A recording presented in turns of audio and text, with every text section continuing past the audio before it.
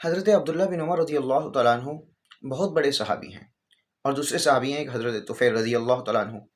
حضرت عبداللہ بن عمر روزانہ بازار جاتے، نہ کوئی چیز خریدتے اور نہ کسی کی طرف توجہ دیتے، نہ کسی سامان چیز کی طرف، نہ بھاؤ تاؤ کرتے۔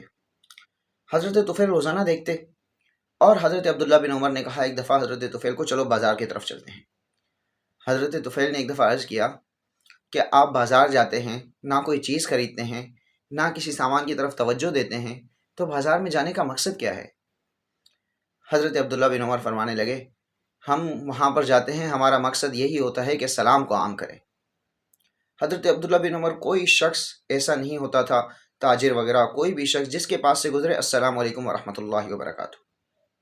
یہ اللہ کے نبی علیہ الصلوۃ والسلام کی ایسی سنت ہے جس کو آج کل ہم لوگ بھول چکے ہیں۔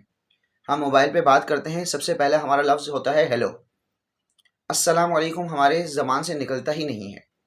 صحابہ آپس میں جاتے تھے، آپس میں بیچ میں درخت آ گئی، جب بیچ میں درخت کے بعد آپس میں ملے السلام علیکم ورحمۃ اللہ وبرکاتہ۔ دیوار آ گئی، بعد میں ملے السلام علیکم ورحمۃ اللہ وبرکاتہ۔ اللہ کے نبی علیہ الصلوۃ والسلام کی حدیث مبارکہ ہے، البادئ بالسلام بریء من الکبر، سلام میں پہل کرنے والا تکبر سے پاک ہے۔ دوسری اللہ کے نبی علیہ الصلوۃ والسلام کی حدیث ہے، افشوا السلام بینکم، سلام کو آپس میں عام کرو۔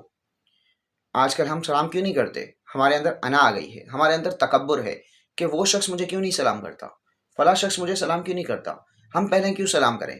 ہمارے پاس مال ہے، ہمارے پاس دولت ہے، ہم بڑے ہیں، تو ہم پہلے کیوں سلام کریں؟ اس کو چاہیے کہ مجھے پہلے سلام کرے۔ یہ تکبر ہے، لیکن تکبر کو ختم کرنے والی ایک ہی عادت، وہ ہے سلام کرنا۔ البادئ بالسلام بریء من الکبر، سلام میں پہل کرو گے، تکبر سے پاک ہو جاؤ گے، تکبر سے پاک ہو جاؤ گے۔ یہ اللہ کے نبی علیہ الصلوۃ والسلام نے ہمیں فرمایا، اللہ کے نبی علیہ الصلوۃ والسلام کی بات ہے یہ۔ تو خود بھی کوشش کریں کہ سلام کو عام کریں، جب بھی کسی کو فون پہ بات کر رہے ہوں، کال پہ بات کر رہے ہوں، السلام علیکم ورحمۃ اللہ وبرکاتہ۔ کوئی شخص اگر نہیں بھی کہتا سامنے سے، آپ پہلے سلام کریں، سلام کو پھیلائیں، سلام کو عام کریں۔ اگر آج ہم اس سنت پر عمل کریں گے تو جو میں نے حدیث شروع پہلے دن جو آپ لوگوں کو سبق میں بتائی تھی، من تمسک بسنتی عند فساد امتی فلہ اجر 100 شہید، اس کے پورے حقدار تو پھر بنیں گے۔